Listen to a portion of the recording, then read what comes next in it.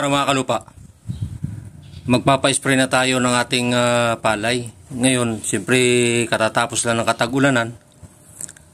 Hindi natin maisiguro dahil matagal tayo hindi nakapagpa-spray, hindi natin maisiguro kung ano mga insekto ang kumakapit ngayon sa dahon ng ating palay.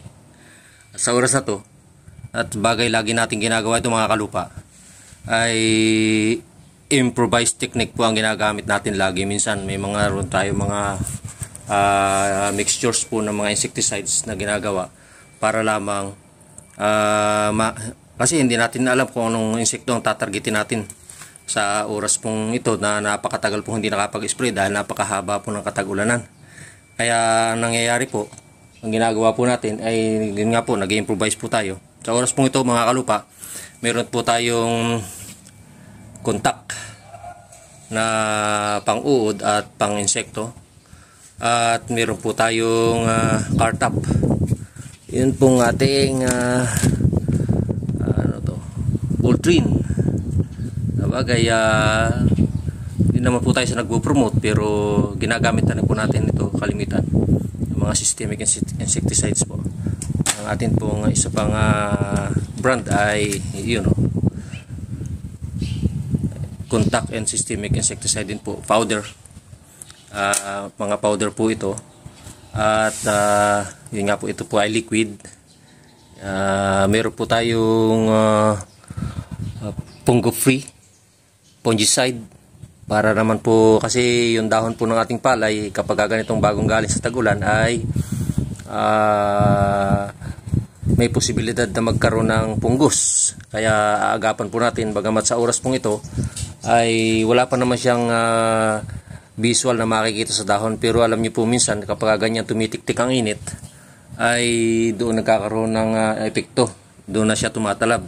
Bagamat siyempre sa kaberdihan hindi mo mapupuna, pero paglipas po ng mga ilang araw kapag ka po may tama po ang dahon ng ating palay ay doon po makikita na utay-utay po siyang nagkakaroon ng pamumula. At yun nga po ang ating magiging parang anticipation, kaya po tayo may fungicide na kalahok. At ang totoo niyan, lahat pong yan ay i-mix natin po sa isang kagaya po nito. Kung mapupuna po ninyo, ang ating lalagyan ay dati na. Dahil yan po ay kada cropping ginagamit po natin. Hindi na po ito ordinaryo sa akin. Dahil ito na po yung sistema na ginagamit po natin kapag po tayo ay nagpapa-spray ng pang-insekto, lalo tigit para maabangan po natin yung mga mangyayaring mga magiging sakit ng ating halaman. At sa oras pong ito po yung mixture na ginawa po natin. Pero sa mga ibang sistema po, may iba-iba po tayong gamot na ginagamit. Bagamat noong mga nakaraan hindi po natin na i-document. Ngayon lang po ako gumawa ng pagkakataon na ito pong mga mixture pong ito ay ipakita ko po sa inyo. At meron din po tayo. Ang totoo niyan, dahil ang ating pong palay sa oras na to ay malapit ng magbilog, meron po tayong ito, foliar. Maglalahok po rin po tayo ng foliar para naman mga pandahon din, pampasigla rin po ng dahon. Kaya total isang mixture na po yan, isang pagpapa-spray ay wala naman pong implikasyon yung ganyang klase ng mixture at lagi naman po natin ginagawa mga kalupa, kaya hindi na po tayo naninibago.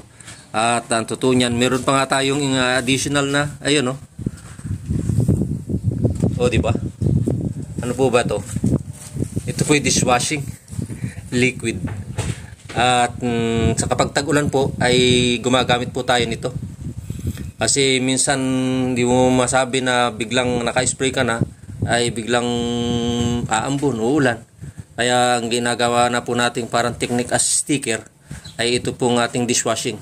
Nagpapabilis po siya ng pagkalat ng ating gamot sa dahon. Bukod sa ron, nag-stick pa rin po siya sa dahon, kaya gumagamit po tayo nito. At yan po ay isa pa rin parang technique, improvised technique para po sa pagpapalagana po ng ating pang-agap na gamot sa ating halamang palay kung sakali man kakasakit. At yun nga po, sa oras na to mga kalupa, lahat ng ito ay imimix po natin sa ating isa pong container. At yan po ay i-spray natin bukas ng umaga. At tayo nga po ay kumuha ng mga mag-spray, maaga sila mag-spray para po kung halimbawa man mainit po ang araw ay maagapan po nila na matuyo agad sa dahon yung mga gamot pong ito. nang tumalab po yung ating mga contact and systemic insecticide, ganun din po ang ating foliar. At syempre, yung ating pong sticker ay mas maganda po na naroon siya para matagal po ang iwi. Kahit maambunan ay mananatili po yung ating talab ng gamot sa ating halamang palay. Kaya mga kalupa, ito po sa oras na to ang documentation kung paano po tayo nagmi-mixture ng mga sari-saring gamot para lang sa anticipation po ng ating tanim na palay na bubuntis at ng kumbaga maagapan po natin kung ano mga insekto at mga sakit na dadapo po sa ating halaman. Hahaluin na po natin ito mga kalupa.